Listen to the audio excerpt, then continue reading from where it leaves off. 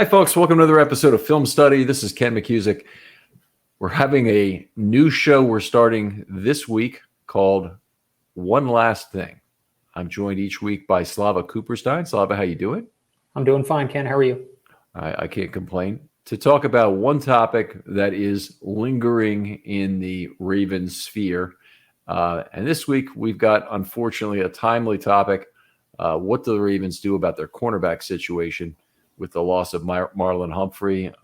Not known exactly when he'll be back. The thought is he'll be out at least a month. But Harbaugh has assured us it's not a long-term injury. I always get a little worried about that. How about you, Slava? Yeah, I mean, I try to cut him a little slack, here and there, but you can't help but think back to Brashad Perriman as like the worst case scenario in one of those situations. So, hoping for the best.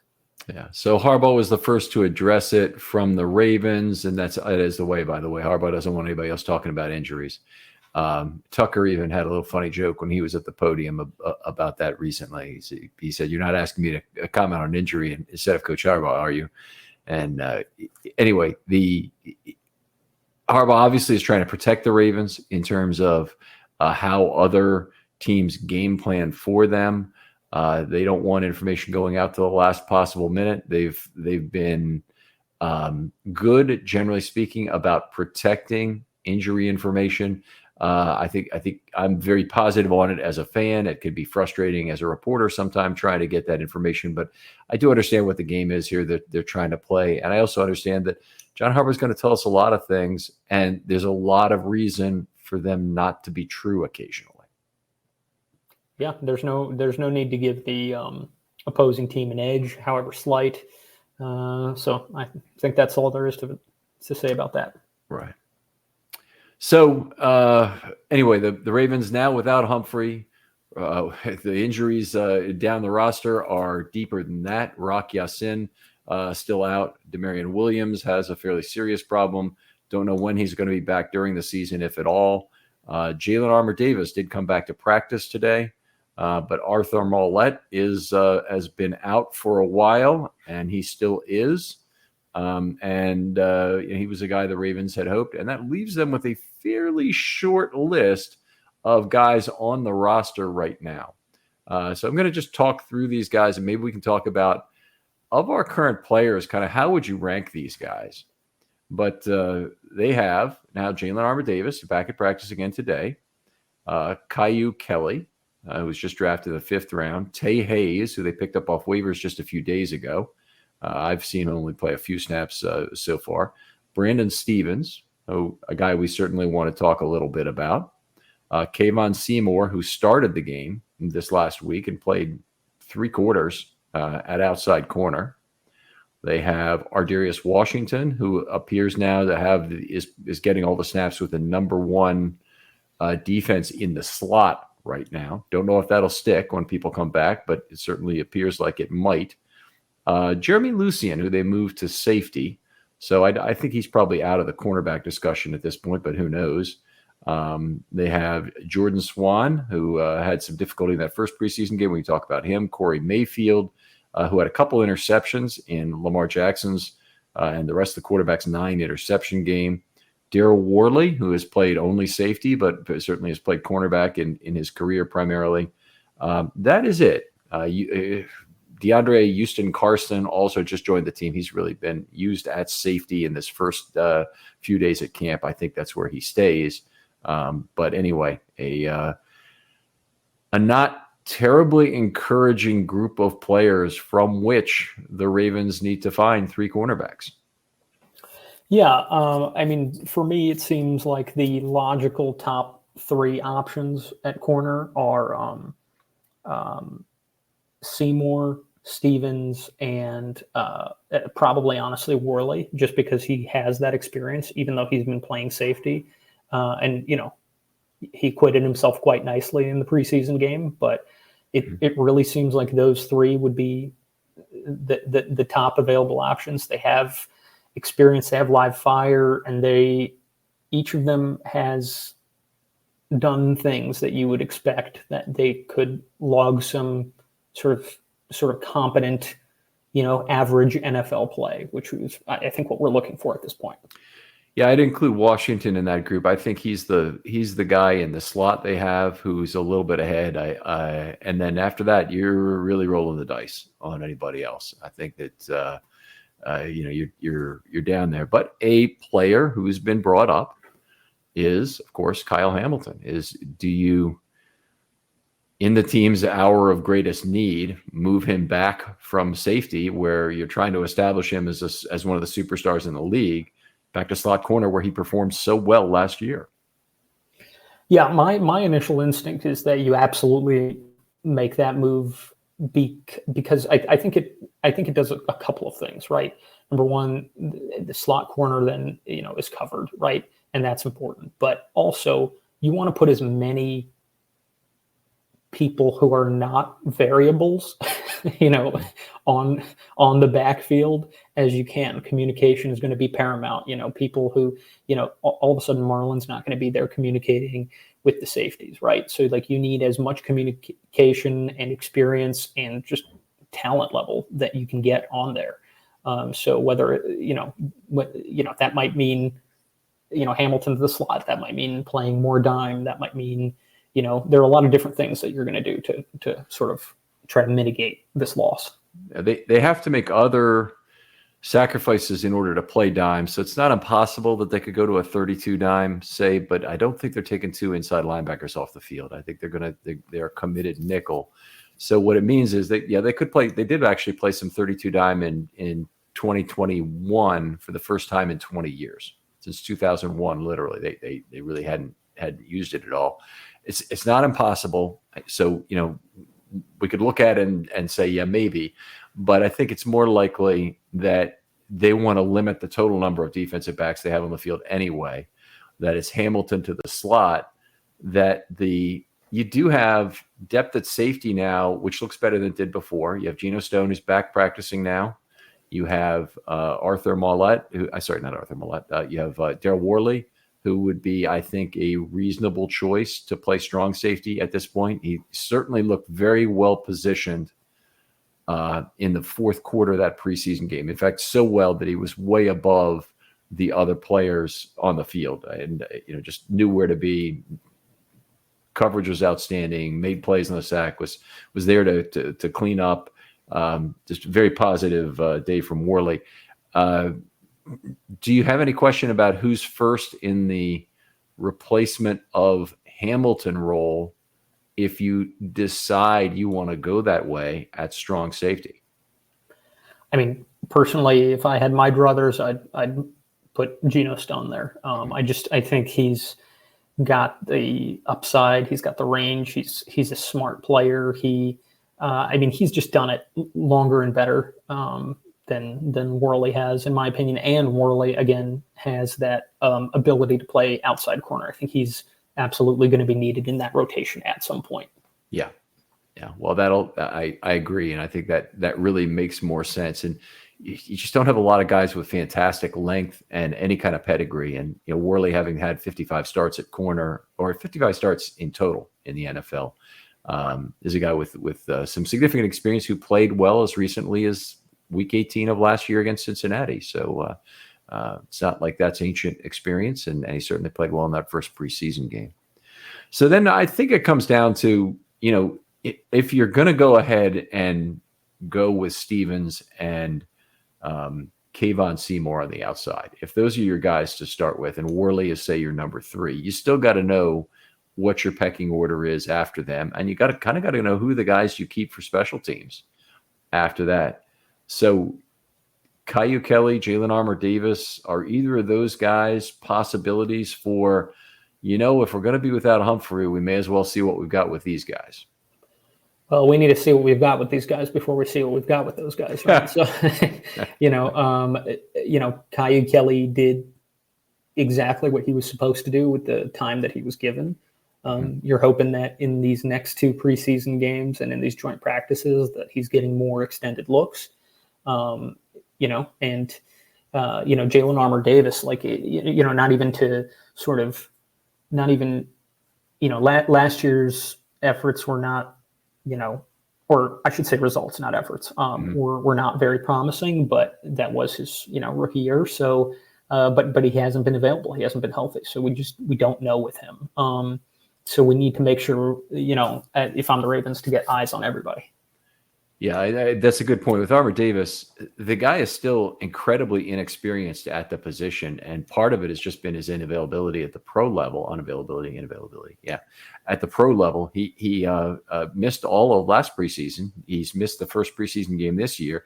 He only took part, I think, in 4 games, and one of them was just a special team snap or two in week 14 of last season. The first 3 games, he really got benched is what happened during that time.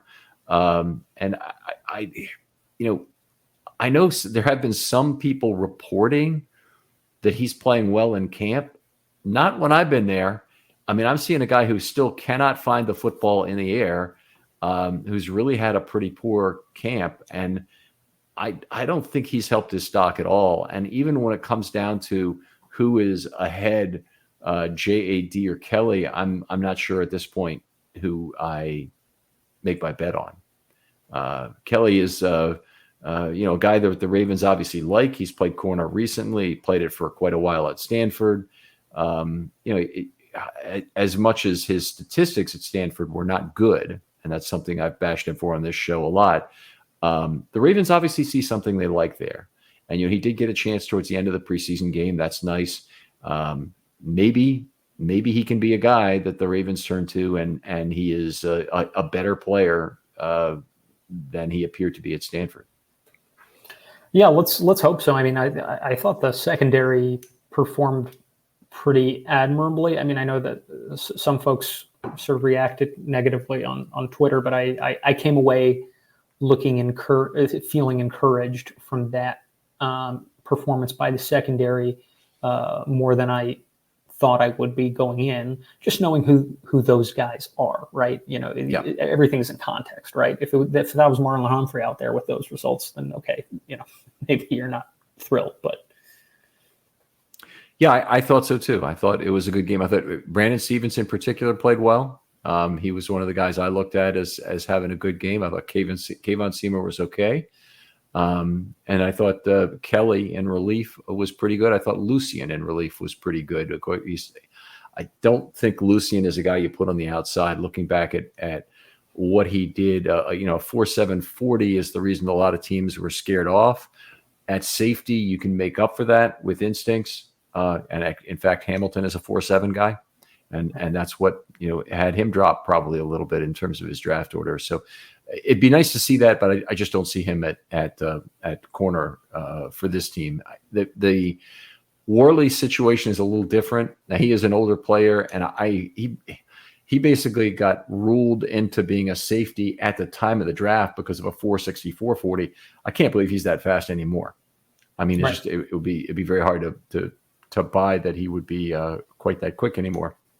Which means he's probably no faster than Lucien or Hamilton for that matter. So, you're talking about a guy who's going to have to get by on press, on some of the things he can do to a receiver around the line of scrimmage and on relative positioning and being a smart guy playing off and cover 3 and all the other things he can do that are not direct man-for-man island coverage.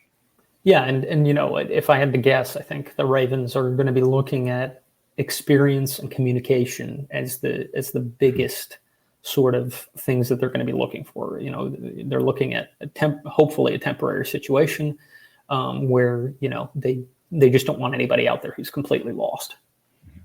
Yeah, and that's a good point anyway. With Yasin, hopefully he's back for week 1 at a minimum. That would really alleviate a lot of the problem if you had Yasin on one side, Hamilton in the slot, Stone at free safety or at strong safety, and Marcus Williams, of course, a free safety. That looks like a lot stronger defensive backfield if Humphrey is the only guy you're short. But just right now, it's just you throw your arms up in terms of what's going to happen in this next preseason game. It's not critical. If the streak ends, the streak ends. I've been saying for a while, I'd trade one injury-free game, probably an injury-free quarter, honestly, for having the streak end. I put some value in it organizationally in terms of having the win streak be a cultural thing, but I can't putting value on it in terms of relative to injuries. Yeah, I couldn't agree with you more.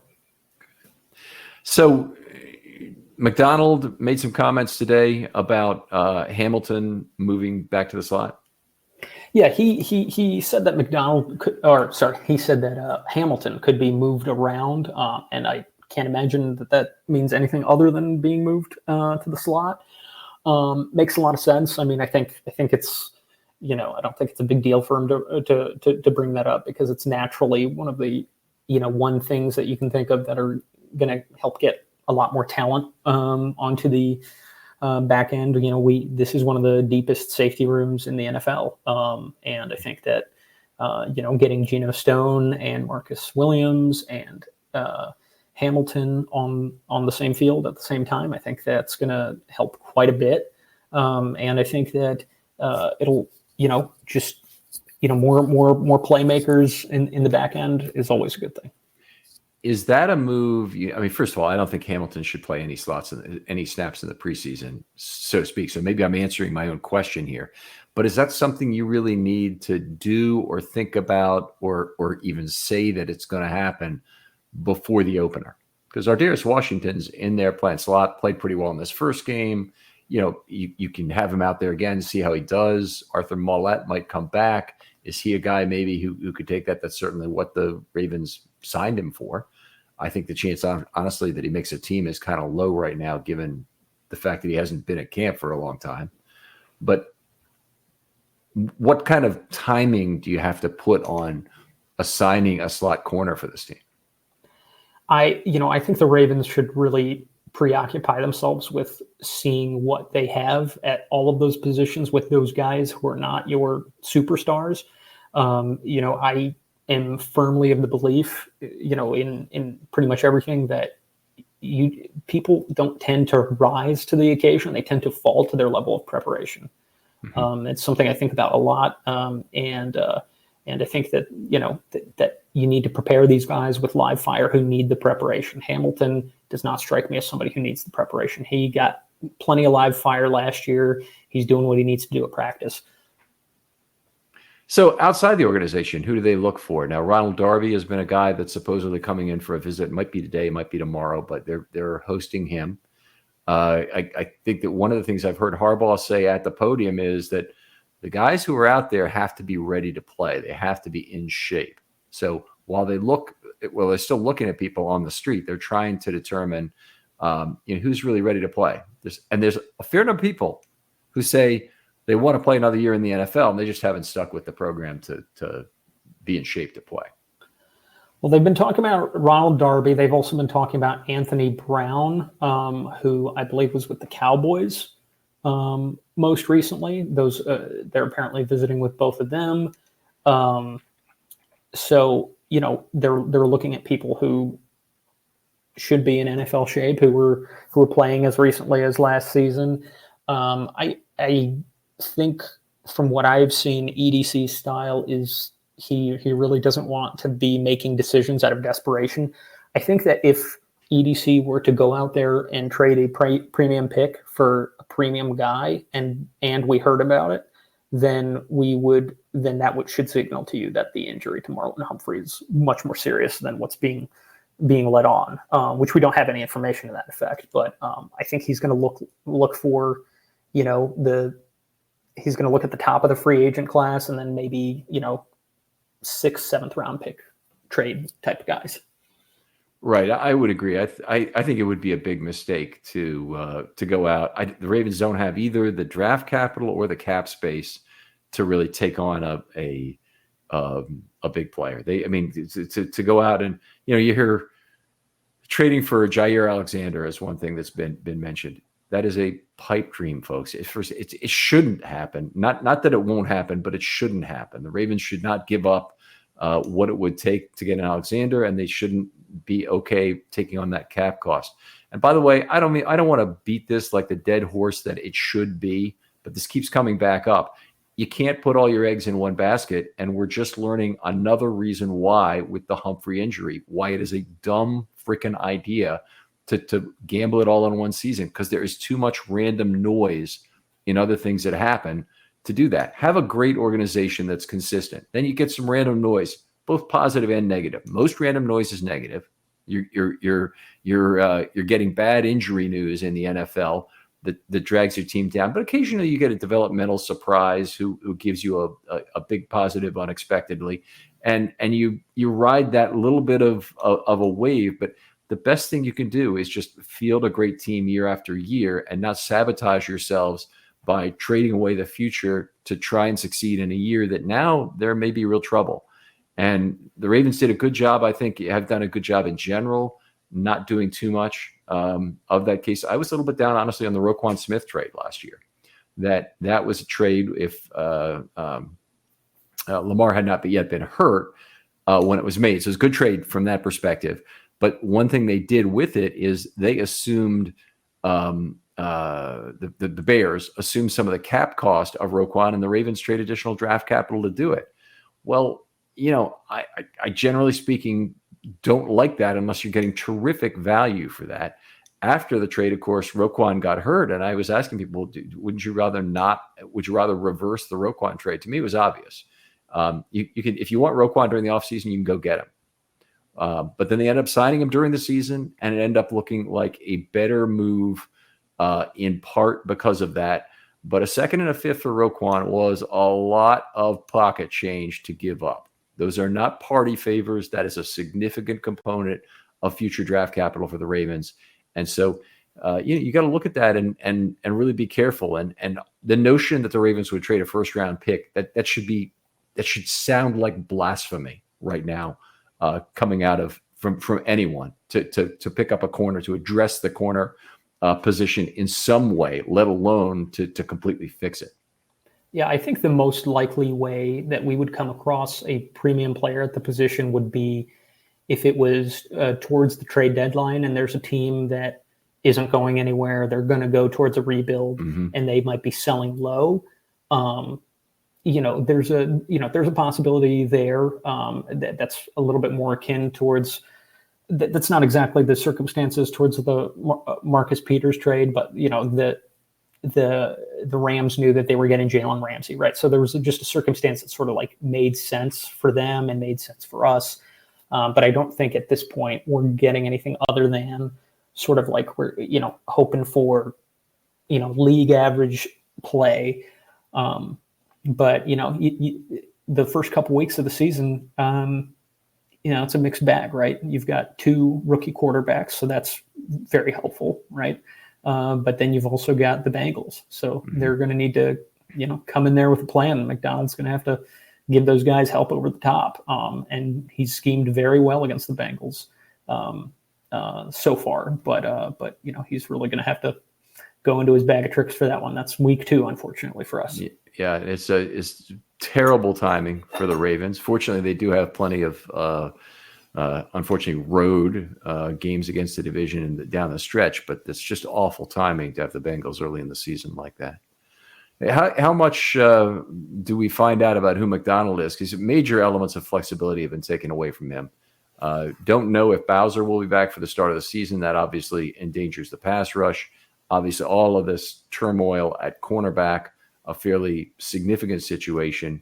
How much you look into McDonald to be the man here who can putty over some of these deficiencies? Yeah, I mean, I think this is going to be a real opportunity for Mike McDonald to show us the type of coach that he is. Is he going to be a guy who tailors his scheme to the players that he has available to him? Or, is he going to leave, Brandon Stevens and Kayvon Seymour on an island, and then when they get burned, call them, DoorDash drivers a couple weeks later to the media, and sort of shirk his responsibility. I don't think it's going to be the latter. I think it'll be the former. What still has to execute and still has to work, but I think we'll see some different things. I think he'll give him help over the top. Yeah. I as a huge proponent of Wink during his time in Baltimore, that one press conference when he first arrived with the Giants, talking about the DoorDash corners, it was one of the worst shirkings of personal responsibility that I've ever heard of. Now, that was a lot of what was really wrong, was they had a lot of injuries. Just say that. don't beat your players up of their being, guys who didn't belong in the NFL sort of thing. So anyway, it was kind of frustrating, obviously, even if some of what he was saying underneath the humor had some truth to it. So Sure. Slava, always a pleasure talking football with you. We'll be diving in at some depth into these one topics once per week on one last thing. We look forward to these shows, and as I look forward to every conversation we have with you, and I appreciate you being my co-host on this. Tell folks where they can talk football with you online.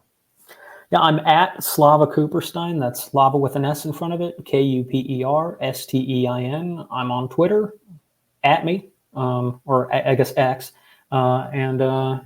See you folks around. All right, outstanding. Other folks out there, if you'd like to be on a Film Study short, we still got time. Hit me up with a DM on Twitter if you've got something you want to talk about specifically. It could be a GM topic. It could be a franchise building philosophical topic. I always love thought experiments if you've got one of those. And if you want to talk about anything about the current Ravens situation going into the season, that's fine as well. DM me. They're always open. I get right back to you very quickly. And I've had a number of good ideas come in lately, so I've really appreciated that, including a really nice pod on the running back contract situation that came from exactly this method. I absolutely loved that discussion. Did you listen to it, Salvo, by chance? I did. That was a great one. I enjoyed it. The guy knew what he was talking about. Very, very well researched indeed. Anyway, Slava, we'll talk to you next time. Thanks for coming on. Thanks for having me, Ken. We'll talk to you next time on Film Study.